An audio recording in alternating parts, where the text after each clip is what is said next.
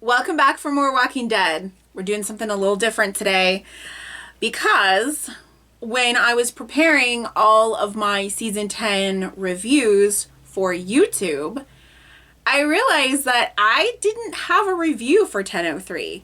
So I don't, and it's not on Buy Me a Coffee either. So I don't know if I lost the footage of the review or if I never recorded the review to begin with, because I can't find it. So I'm going to be doing a season 10 episode 3 review. But full disclosure, I think I watched this episode in March and it is now the end of July. So I'm a little fuzzy. But let's talk about it because it was one of my favorite episodes from season 10. It is exactly my jam. Okay, it had a lot of interesting character work. It was kind of spooky. I love whenever there's an episode of any show where things are kind of off, if that makes sense. Like when things are different, like when there's a power outage or there's a storm or something like that. Something that forces the characters into like a different location. I love bottle episodes that do that, where it's just like a single location and characters are trapped there for whatever reason. I like that kind of thing. And this kind of had that vibe when they were in that old school. And in this case, everyone's been awake for days fighting zombies and exhausted. And Carol's been popping some kind of pills. She says they're like caffeine pills. Not sure what she's popping there, but, I just love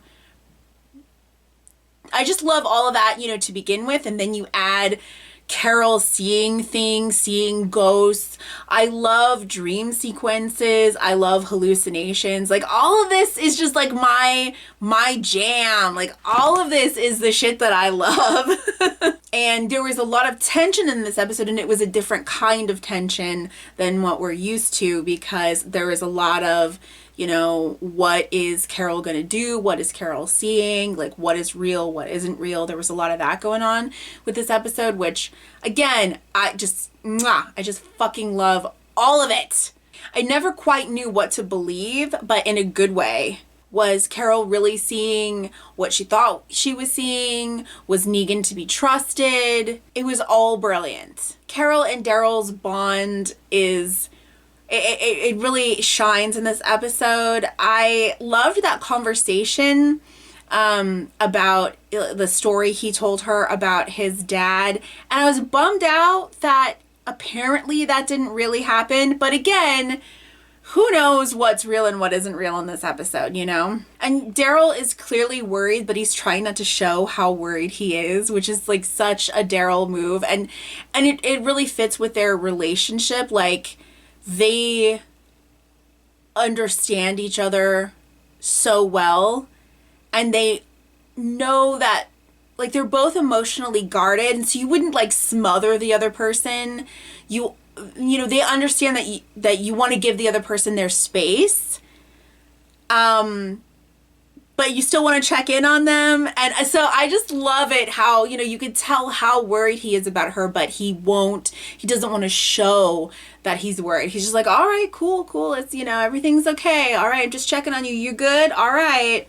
But we can tell that he doesn't really believe that she's good, And it's interesting that she dreamed of this happy home life with Daryl and Henry. And I said this, and I cannot remember where I said this. It could have been in any reaction or review. I don't know.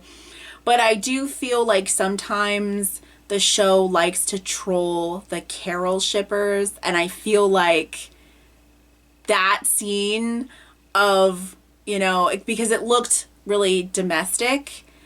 I think what they were going for was that we were supposed to think it's real because Carol's coming down the stairs and then, Daryl's cooking breakfast at the stove, and we're supposed to think that it's real, but then we see Henry sitting there and we realize that it's not real. So I think that is what they were going for, but it does feel like they're trolling the Carol shippers because it's like this happy home life, but it's not with the king, it's with Daryl. So I don't know, but I did think it was really interesting that was her fantasy. I don't personally think that Carol has any romantic feelings toward Daryl. I don't. But I do think that that's interesting that that's what she dreamed about. So I wrote here in my notes, Carol and Alpha tense as fuck. These are women you do not want to mess with. Is this when she... You know what? Let's just pull it up here. Oh, it was this scene. Oh, okay. Right.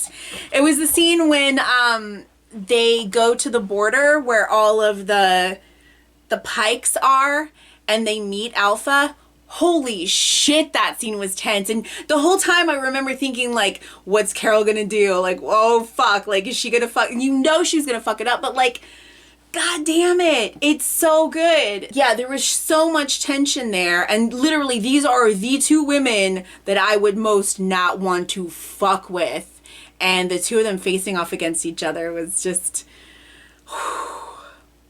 that was some excellent, excellent tension.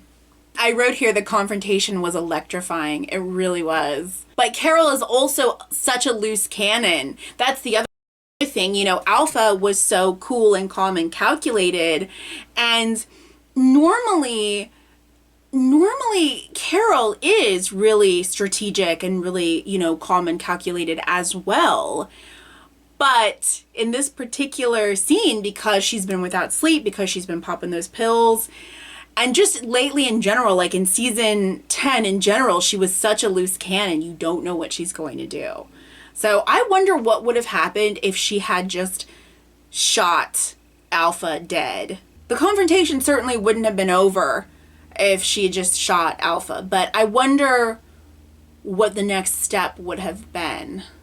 I wrote, we all knew that gun was coming out. Yeah, because I remember they focused on her bringing the gun, pulling the gun out of her drawer, and Chekhov's gun. We knew that gun was coming out. Carol's line, "We don't have to listen to this bullshit." God, I love her.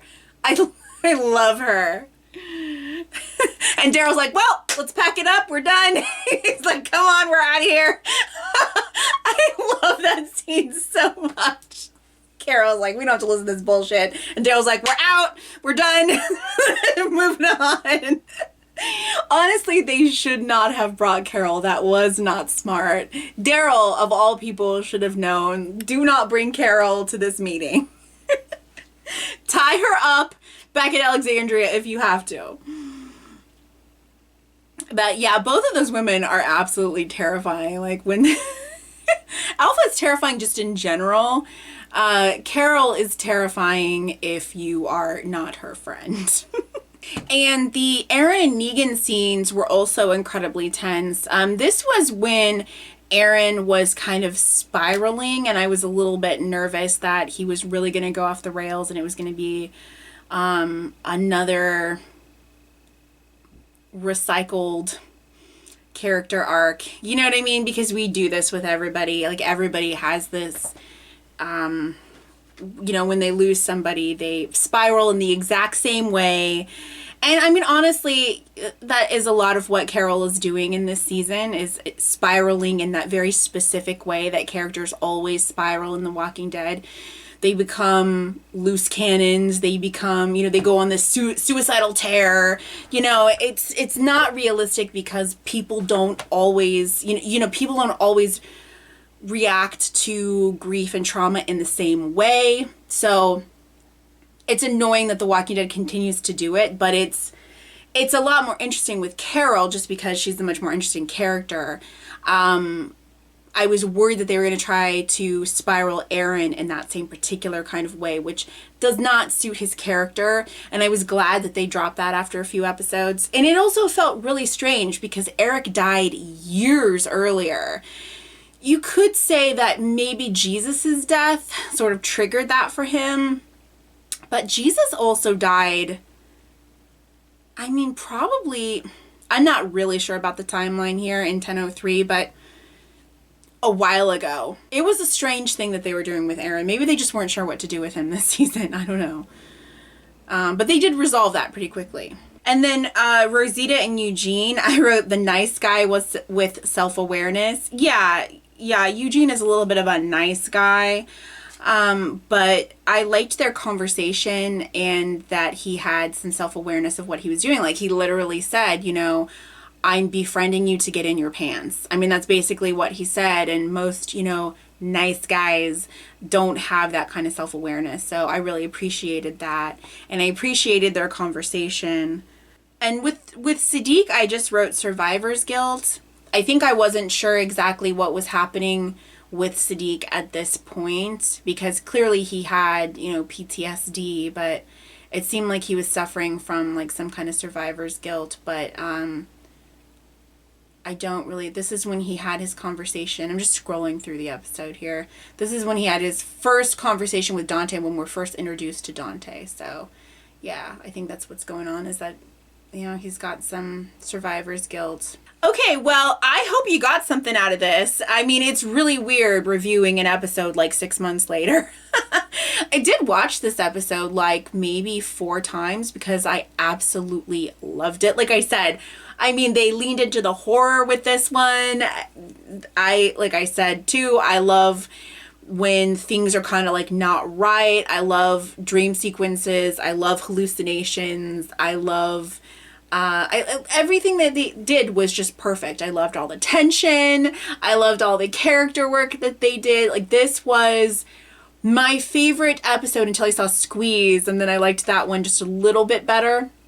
But I would say, I don't think I ever did like my top 5 favorite episodes of season 10, but definitely I would say Squeeze was my favorite. So episode 9, and then episode 3 might be next, or maybe Morningstar.